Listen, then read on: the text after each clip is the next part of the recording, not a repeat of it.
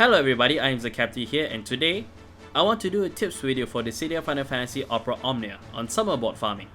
As of this recording, Ultimate Pandemonium was announced as upcoming content, and I want to share my experiences with everybody on how I prep for every summer board grind. For those of you that don't know, here is some background information on me. I've been playing Opera Omnia since launch and I haven't slowed down since. Currently I have full mastery on all summer boards, and I have every character at a playable level, with each of them having at least their 15 CP weapon or higher equipped. It's not that much of a flex and more of showing my personal progress for credibility's sake. For newer players who come across this video, I'll be sure to include some basics on what summer board farming is. I know that many other YouTubers like Lids87, Jetstingren and the Broadway Saiyan and many others have covered this topic before, but I want to be sure that any player, new or veteran, can take something away from watching this. The reason why is that I want to help the very community I am a part of. My brain clogs up when I process data like this, and it'd be better that the information I gather from it be out there to be used rather than cooped up in here, which will bug me forever. With that out of the way, let's just get straight to it. For newer players, here's some basics you need to know about summer boards. Summer boards are grids that provide stat bonuses and additional abilities to make your characters more powerful beyond their base growth. Think of it as a sphere grid type of system if you're familiar with Final Fantasy X.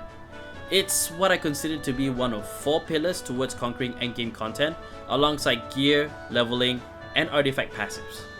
For the casual and or free to play players, it's still worth doing them, as there are also treasure nodes, which provide armor tokens, draw tickets, and gems. Each summon, minus Chocobo, Sylph, and whatever the hell Mog is, has their own board, and as of this recording there are 5 summer boards with a 6th one coming up. You need points for each character to advance across the board, and it takes a total of 6,500 points to master one.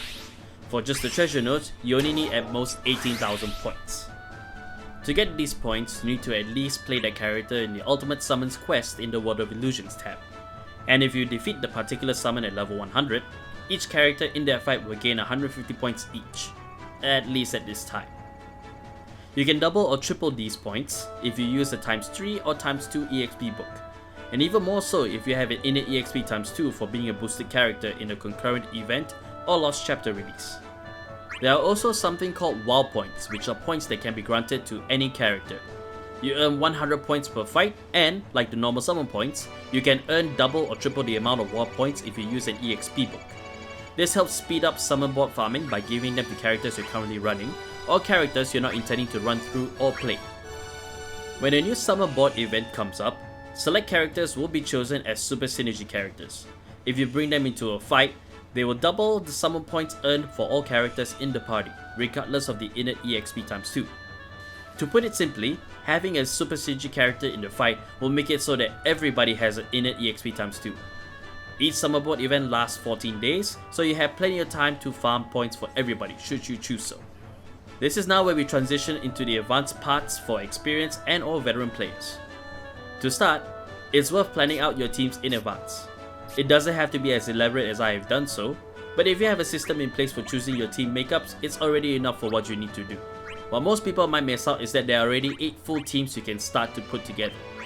Sometimes there may be other characters with innate EXP ×2 for other events like raids or heretic quests, so keep that in mind as you formulate your teams. For the purpose of this video, we will assume that there is only 1 character event team and 1 lost chapter event team. Each super synergy character can have their own teams alongside the current lost chapter team and character event team, who all have innate EXP ×2. Each team should have 1 super synergy character and 1 strong carry. The last slot can be for anybody who's lacking in some fashion, which you end up swapping with another player's support to make up for it. To put it shortly, the information I processed was, how many minimum teams do you need to come up with, and how many characters can escape WoW points. I tried to make a formula, but it didn't work. Instead, I went with a manual computation. And for the record, it takes slightly longer to give the WoW points to the characters you're currently running with than it is to give it to characters who don't even need to run. You end up doing more fights that way. After the full 8 teams I mentioned earlier, if you have that super synergy plus strong carry character as 1, you can start pairing the rest off.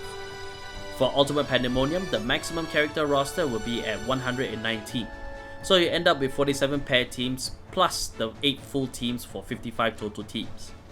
This is where WoW points can come in. With enough WoW points, you can shorten the number of teams you'll need to run with. Let me go through the chart you'll see right now.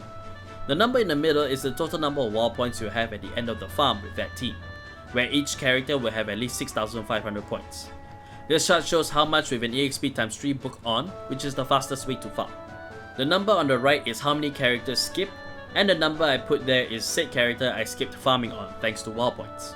At the end of it all, I will have skipped 17 characters for farming with only one team remaining. I can now start to use wall points for those 2 to finish their full mastery, which I will only need 6 fights to complete. For those that are just farming on EXP times 2 books or treasure notes, the concept is the same, only you'll have 15 characters skipped in total. All in all, here's the hard data I compiled together, especially for those saying TLDW.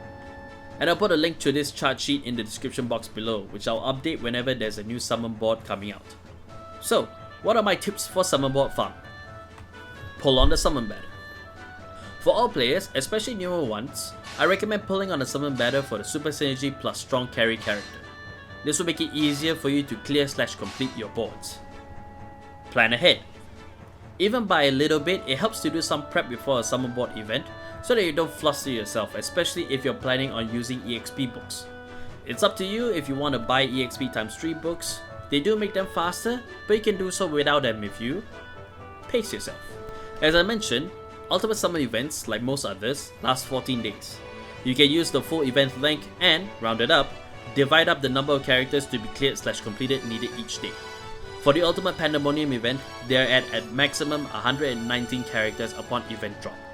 So 9 characters per day will make sure I complete everyone before the event is over. And last but not least, don't worry. These Ultimate Summons are permanent events, so even if you miss the event period, you can still grind for those points. It's a game and you're supposed to have fun and enjoy it. If you do follow these tips, I guarantee you that whatever numbers you saw in this video will mean nothing, and you'll be done with it sooner or later. I hope this video proved helpful, and if there's anything I didn't clarify, feel free to ask me in the comments, on Twitter, or on one of my streams on Twitch. In the meantime, be sure to have fun as you play through Dissidia Opera Omnia. Thank you for watching, be sure to follow me on all of my socials and the links below, and I'll see you guys in the next video. Bye bye!